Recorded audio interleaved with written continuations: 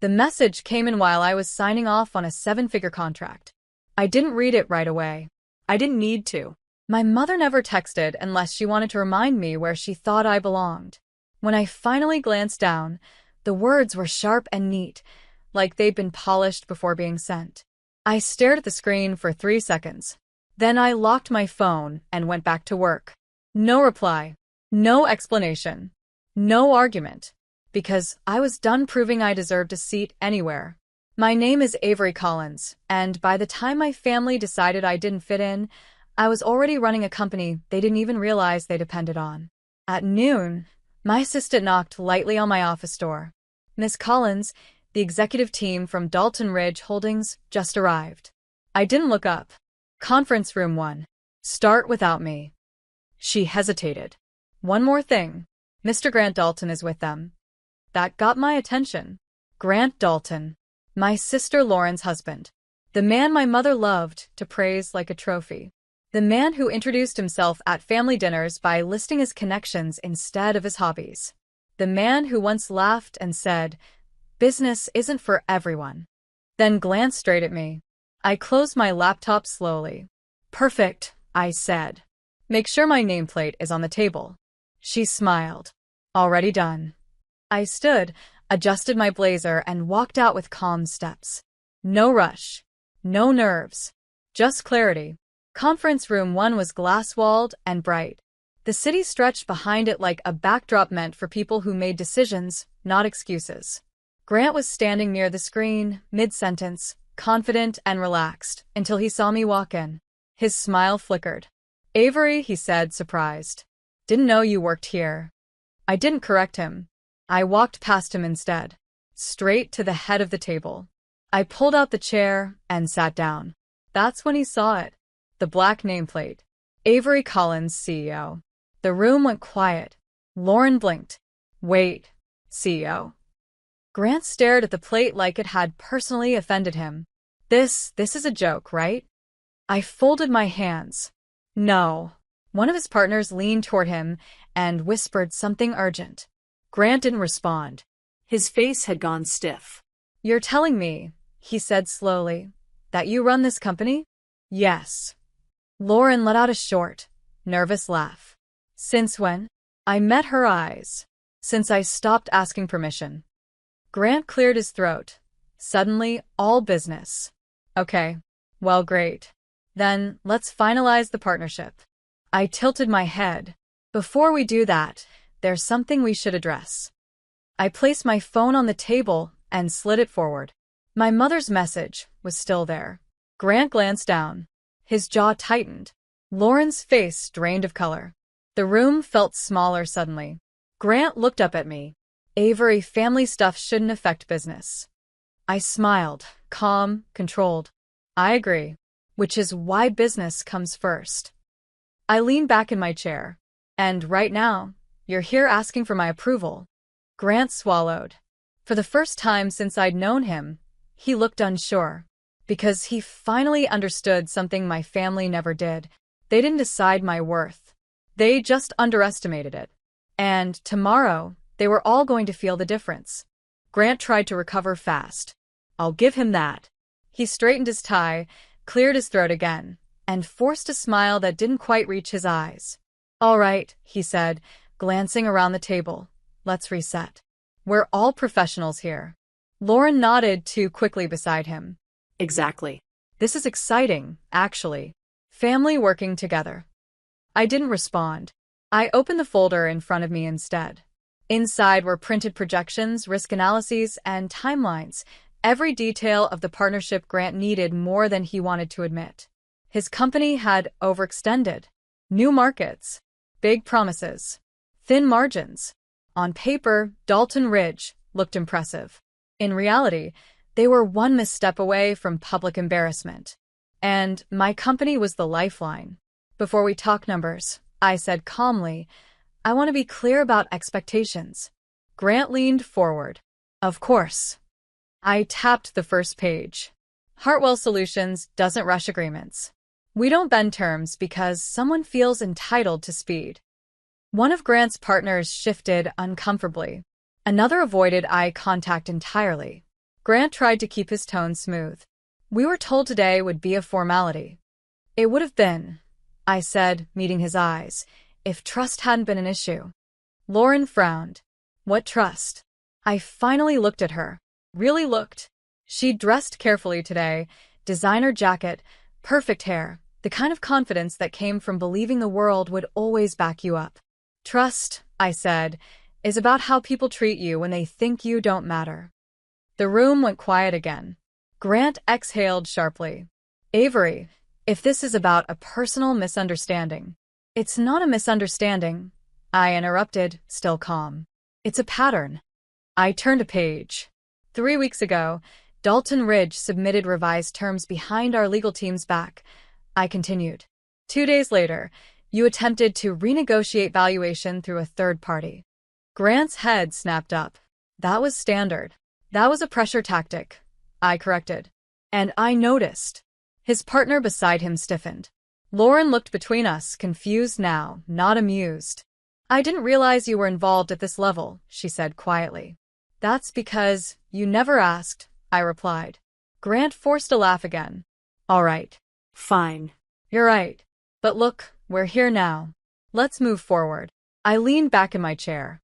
We will. Just not the way you planned. He frowned. What does that mean? It means the original terms are off the table. The room erupted in low murmurs. Grant's confidence finally cracked. You can't be serious.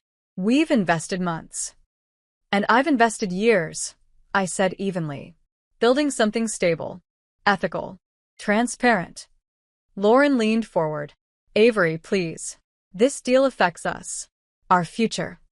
I looked at her, and for a moment, the room faded. I thought about every holiday where I'd been asked what I was really doing with my life. Every comparison. Every polite dismissal. You already decided who fit into your future, I said softly. I just accepted it. Grant stood up. This is ridiculous. You're punishing us over a text. I stood too, slowly, deliberately. Not angry. Not shaking. No, I said. I'm setting boundaries. The room froze. I don't mix family pressure with business decisions, I continued. But I do factor character.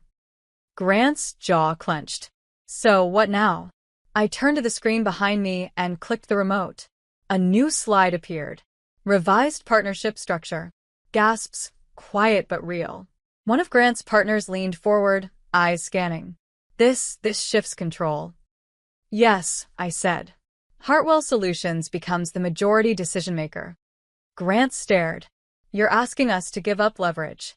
I'm offering stability, I replied. Take it or leave it. Lauren whispered. Grant. He rubbed his temples. For the first time since I'd known him, he looked cornered. And if we don't agree, he asked. I smiled just a little. Then you walk away. And I take this opportunity to your closest competitor. Silence. Grant looked at his team. They looked back at him, worried, calculating. He knew the truth. They all did. They needed this deal. Finally, he sat back down. We need time.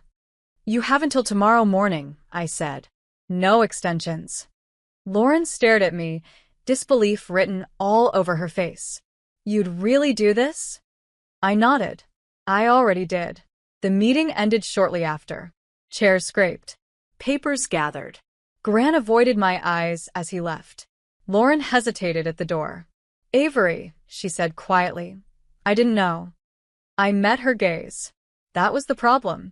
She walked out without another word. When the door closed, Lila stepped in. You okay? I let out a slow breath. Better than okay. She smiled. Good. Because legal just confirmed. Your backup option is ready. I looked back at the city through the glass walls. For once, I wasn't the one waiting to be included. I was the one being chosen. And tomorrow? Tomorrow would make everything very clear. I slept better that night than I had in years. Not because everything was resolved, but because I finally stopped carrying weight that wasn't mine. The kind that sneaks in quietly. Expectations, comparisons, the unspoken rule that I was supposed to be grateful just to be tolerated. By 8:30 the next morning, I was already in the office. Coffee in hand. Notes reviewed. Come. At exactly 8:47, my phone buzzed. Lauren. I let it ring. 2 minutes later, another buzz. Mom. That one stayed unread too. By 9 o'clock, the entire executive floor felt charged, like the air before a storm breaks. Lila walked in with a measured expression. They're here. Early? I asked. She nodded. Very. I smiled faintly. Good. When I stepped into conference room 1 again, Grant was already seated. No pacing this time, no jokes. Just stiff posture and eyes that refused to settle.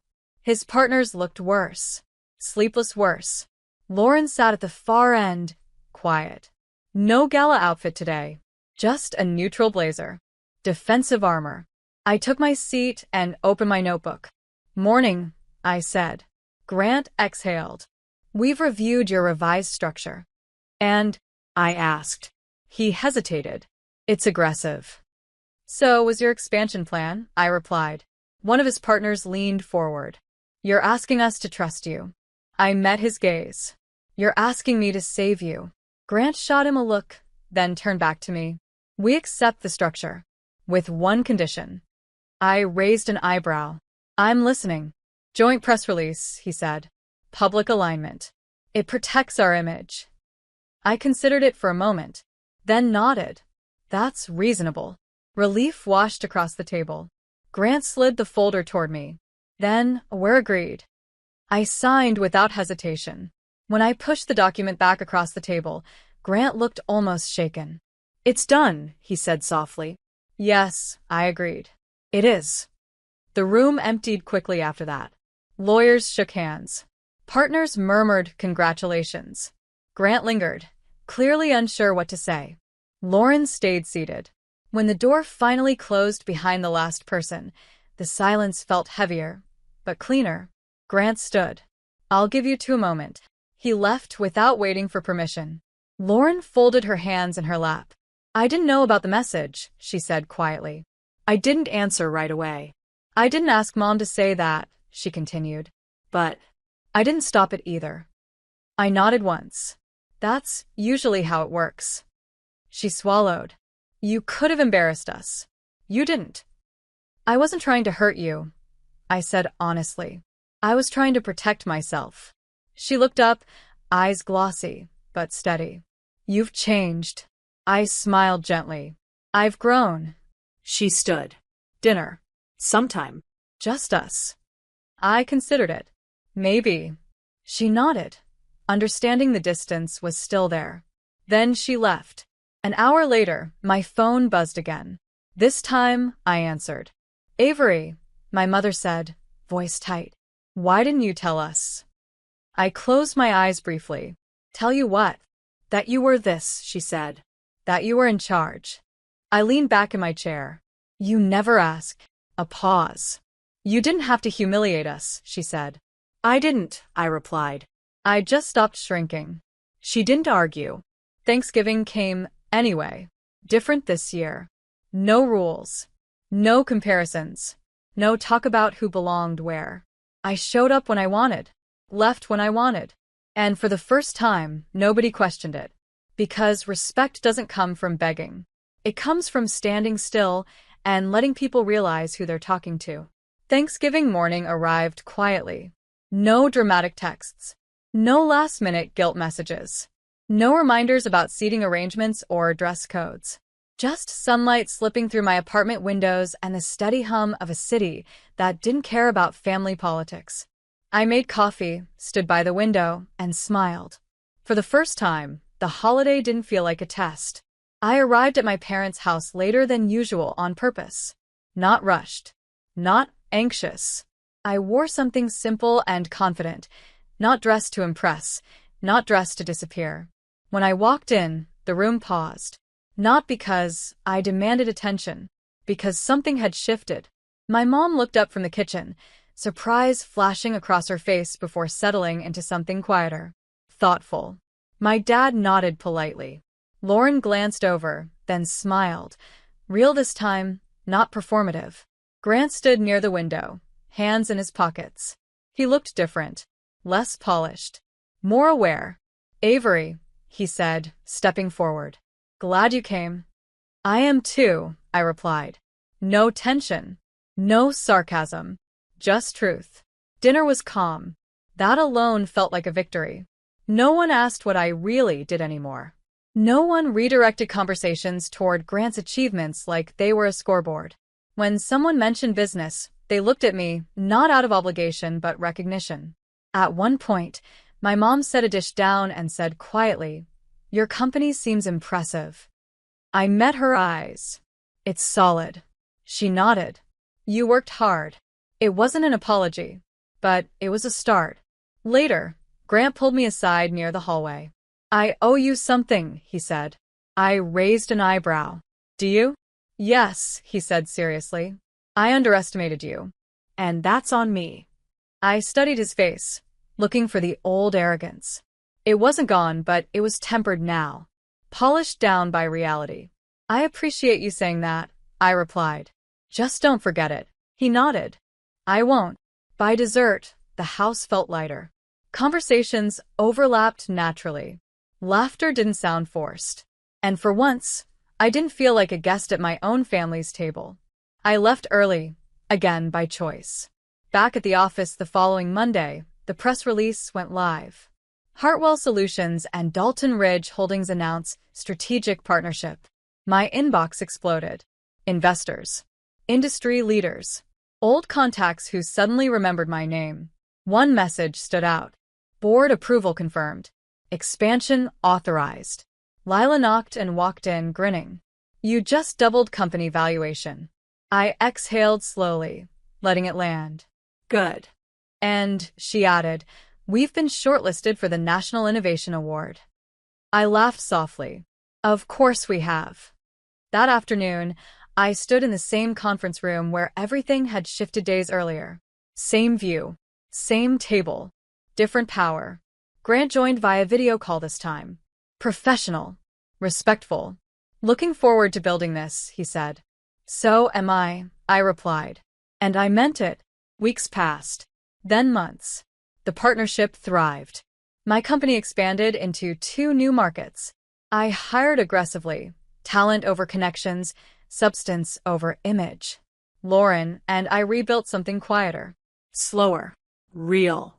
My mother stopped sending messages that felt like rules. She started asking questions instead. One evening, as I locked at my office, I paused at the glass doors and looked back. I thought about the version of myself who used to brace before every family gathering, who measured her worth by how much space others allowed her to take. That version of me was gone. Not because I became harder, but because I became clearer. I didn't need revenge that burned bridges. I didn't need public humiliation. All I needed was to stop shrinking and let the truth arrive on its own. The next Thanksgiving, it wasn't about who fit in.